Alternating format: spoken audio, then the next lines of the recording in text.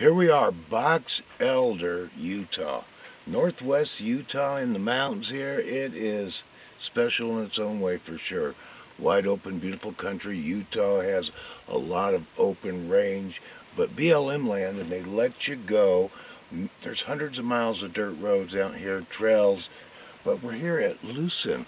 This was an oasis for water for the railroads when they were doing the Great Western railroads to make it through the basin here. This is the Great Desert Basin, west of Salt Lake City, Utah.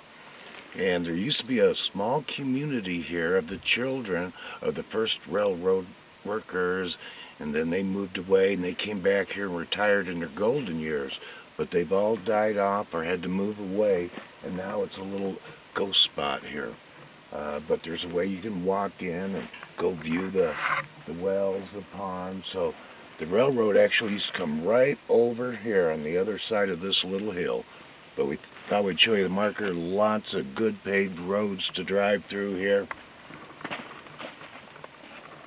You see this, honey?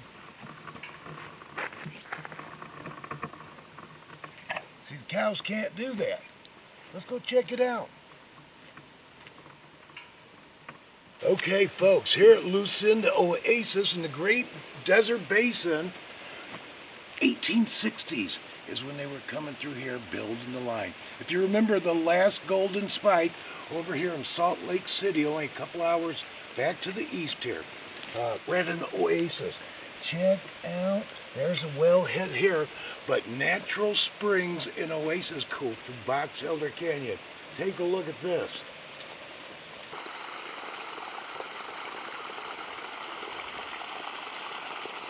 All kinds of cottonwoods, oaks. Look at that cottonwood at the other end of that pond. It has to be 200-300 years old.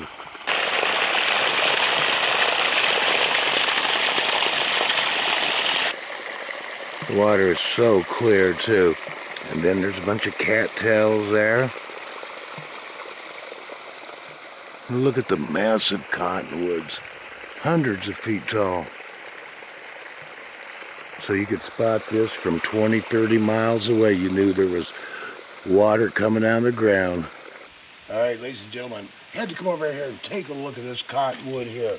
Hundreds and hundreds of years old. And there is a pond, probably almost a half-acre, water running over. We see some foundations of the old settlement, pioneer homes, some dugouts.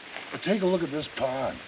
And this thing is, probably has a circumference of 30 feet around this. It's amazing. Another multi-hundred-year-old cottonwoods. And there's the old railroad tracks right there. Still used to this day.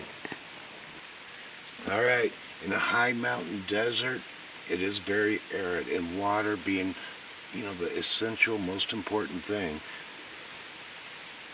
And for the railroads, it was even more essential back in the 1860s, 70s, because they were all steam engines back then. So they had to run on some water, produce that steam. Gorgeous views all the way around. Looks like I'm in a painting. Well, let's keep looking around. Let's see if we can get look at some of the dugouts and foundations over here.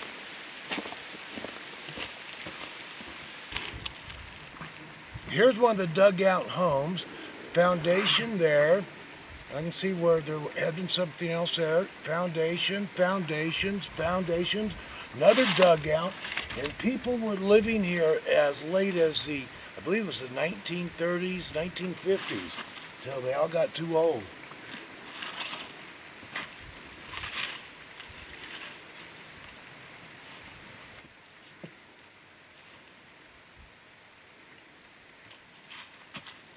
From the entrance, probably goes back 30 foot.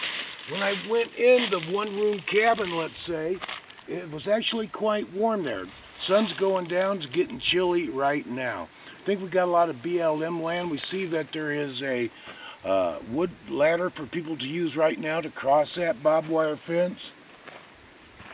That's cool. There's another one. And railroad tie foundation over here.